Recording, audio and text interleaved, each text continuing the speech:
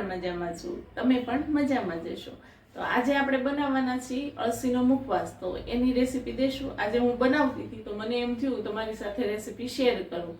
તો એની માટે આપણે જોશે આપણે આ અળસી, આવી રીતની અળસી આવે છે એ અળસી જોશે ને આને હિન્દીમાં શું કહેશે ખબર નહીં, તો તમે મને કમેન્ટમાં કહેજો હિન્દીમાં શું કહેશે અળસીને। તો અળસી છે, લીંબુ છે। જો લીંબુમાં તમારે ન બનાવવું હોય તો તમે પાણીમાં પણ પાણી નાખીને પણ બનાવો, પણ આમ તો બને છે લીંબુનો ટેસ્ટ બહુ સારો આવે છે। હળદર છે, મીઠું છે, વધારે કાંઈ છે તો આપણે આની અંદર નાખી દઈશું। સાફ કરેલી અળસી છે,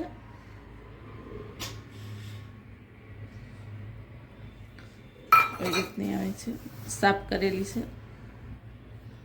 ને હવે એની અંદર આપણે હળદર નાખી દઈશું, પછી મીઠું નાખી દઈશું। વધારે કાંઈ છે જ નહીં આમાં, બબે મુખવાસ બનાવવો ને પણ વધારે કાંઈ સામગ્રી યુઝ થતી નથી ને જો તમારે તલનો મુખવાસ બનાવ્યો હોય એમાં તમે નાખી શકો છો અળસી બળસે કે મુખવાસ બનાવીને। મીઠું નાખશું ને હવે આ લીંબુ છે ને એ આપણે લીંબુ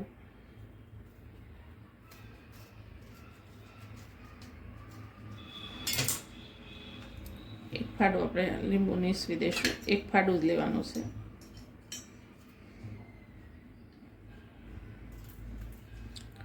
વધારે જો યુઝ કરવું હોય તો તમે વધારે પણ નાખી શકો છો ને આપણે એવું બધું મિક્સ કરી દઈશું। આવી રીતે તમે આ વજન, કોઈને વજન ઘટાડવો હોય ને એવું કંઈ હોય એમાં પણ આ યુઝમાં આવે છે ને આમે તે મુખવાસ બની જાય ને પછી ખાવાની તો એટલી મજા આવે છે ને આ મુખવાસ। જો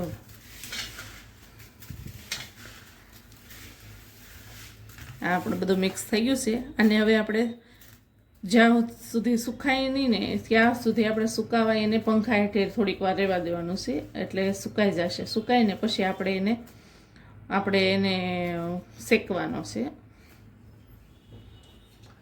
જો આવી રીતે આમ પાથરી દેવાનો છે, બહુ મસ્ત લાગે છે આ તો અળસીનો મુખવાસ। મારે ઘરે તો ખૂટ્યો હું બનાવું છું। આપણી અળસી છે એ સુકાઈ ગઈ છે, આપણે હળદર, મીઠું ને લીંબુ નાખીને આપણે જે સૂકવી હતી એ સુકાઈ ગઈ છે અને આવી રીતની છૂટી થઈ જશે, સુકાઈ જશે ને એટલે જો ને આપણે જાડા તળિયાવાળું વાસણ લેવાનું છે। તો આપણે જાડા તળિયાનું લોયું લીધું છે, એમાં આપણે શેકી નાખીશું।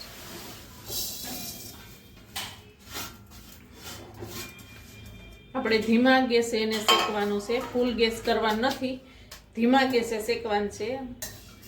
અળસીનો કલર ચેન્જ ન થાય ને ક્યાં સુધી અળસીનો કલર જ બદલાઈ જશે હાવ ને શેકાઈ જશે એટલે સુગંધ પણ મસ્ત આવશે ને અળસી શેકાશે ને એટલે તડ અવાજ આવશે, એટલે ક્યારે આપણને એમ થાય કે અળસી હવે શેકાઈ ગઈ છે।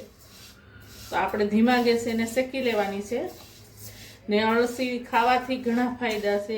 કોઈ મુખવાસ બનાવીને ખાય, કોઈ માથામાં પણ નાખે।